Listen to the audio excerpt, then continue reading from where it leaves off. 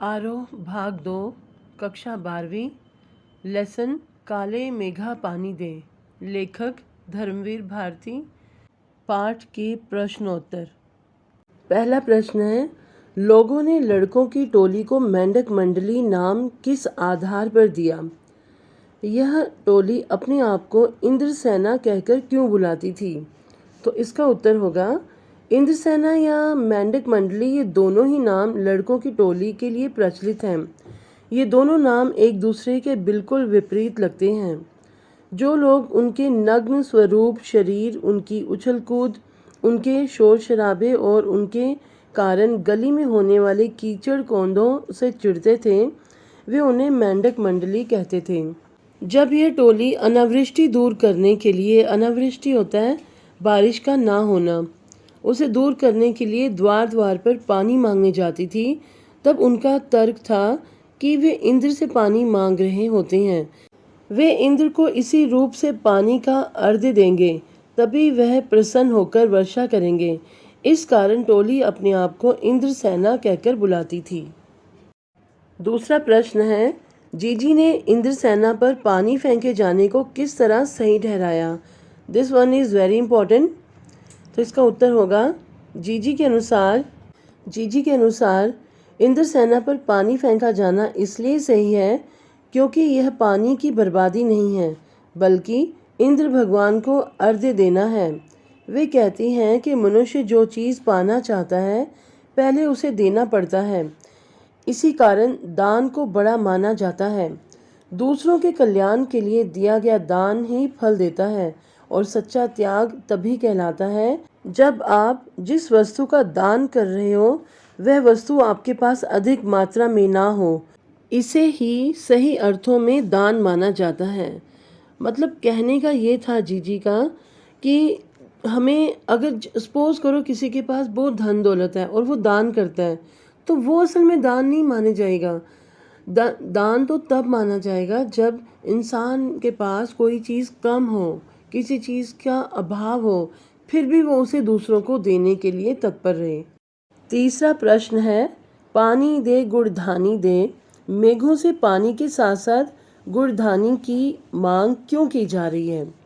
तो इसका उत्तर है, इंद्रसेना बादलों से पहले पानी मांगती है और बाद में गुड़धानी। गेहूँ या चने को भूनकर उसे पिघले हुए गुड़ में मिलाकर गुड़धानी बनाई जाती है।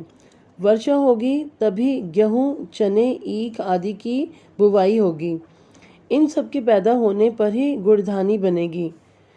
दूसरे, यहाँ गुड़धानी भोजन का प्रतीक है। बादलों से भोजन मांगा जा रहा है क्योंकि मनुष्य की मूल आवश्यकताओं में हवा के बाद जल और अन्न का स्थान होता है। गुड़धानी का एक अन्य अर्थ प्रसन्नता से लिया जा सकता है। मतलब कहने का भाव ये है कि अगर वर्षा होगी तो ही अन्न पैदा होगा, तो इसलिए वे पानी के साथ साथ गुड़धानी मांग रहे हैं। मतलब अनाज मांग रहे हैं कि अनाज तभी पैदा होगा जब बादल बरसेंगे। प्रश्न 4 है, गगरी फूटी बैल प्यासा। इंद्रसेना के इस खेल गीत में बैलों के प्यासा रहने की बात क्यों मुखरित हुई है? तो इसका उत्तर है, वर्षा, पानी, बैल, भोजन सबका पारस्परिक संबंध है। मतलब आपस में ये एक दूसरे से रिलेटेड हैं। वर्षा से जब पानी मिलता है तो बैल पानी पीकर खेतों पर जाते हैं। उसके बाद फसल उगेगी, तभी सभी को भोजन मिलेगा। ग्रीष्म ऋतु की असहनीय लू में सभी जीव जंतु और पेड़ पौधे व्याकुल हो जाते हैं। बैल भी प्यासे ही रह जाते हैं। इन बैलों के कारण ही खेतों में अन्न उगता है। इसी कारण वर्षा के अभाव में सारी खेती के नष्ट होने का खतरा पैदा हो जाता है। इसलिए इंद्रसेना के इस खेल गीत में बैलों की प्यास की बात मुखरित हुई है। लोग इंद्र को भेंट करने के लिए पानी देंगे, तभी इंद्र भगवान प्रसन्न होंगे। इंद्र भगवान के प्रसन्न होने पर ही बैलों की प्यास बुझेगी, तभी खेती संभव होगी और लोगों को अन्न प्राप्त होगा। नाउ 5th क्वेश्चन, इंद्रसेना सबसे पहले गंगा मैया की जय क्यों बोलती है? नदियों का भारतीय सामाजिक सांस्कृतिक परिवेश में क्या महत्व है? तो इसका उत्तर है, इंद्रसेना सबसे पहले गंगा मैया की जय बोलती है। इसके दो कारण हैं। पहला कारण, गंगा मैया को हमारे भारतीय जनजीवन में विशेष आदर सम्मान प्राप्त है। प्रत्येक शुभ कार्य से पहले सब गंगा मैया का स्मरण करते हैं।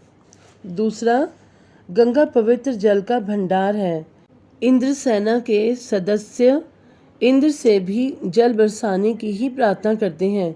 काले मेघा पानी दे। इस प्रकार दोनों का संबंध जल से है।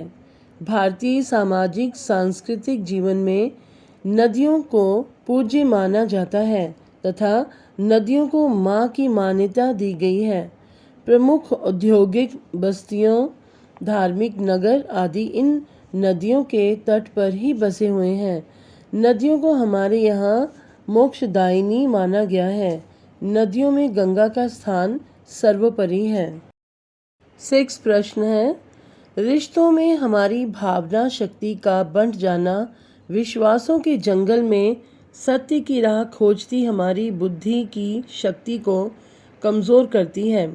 पाठ में जीजी के प्रति लेखक की भावना के संदर्भ में इस कथन के औचित्य की समीक्षा कीजिए। तो इसका उत्तर होगा, विज्ञान किसी भी बात को तर्क के आधार पर सिद्ध करता है, किंतु विश्वास का अपना सामर्थ्य होता है। लेखक आर्य समाजी विचार के थे और वे कुमार सुधार सभा के उपमंत्री भी थे। वे अंधविश्वासों एवं पाखंडों का पुरजोर विरोध करते थे, परंतु अपनी जीजी के स्नेह के सामने वे असहाय हो जाते थे। जीजी की ममता की छाँव में ज्ञान विज्ञान की सभी बातें दब कर रह जाती थीं। जब भावनाएं प्रधान होती हैं तो वहाँ ज्ञान का स्थान सिमट जाता है। जीजी के सामने लेखक के तर्कश में रखे सभी तर्कबान विफल हो जाते थे, मतलब उनकी सारी बातें बेकार हो जाती थीं।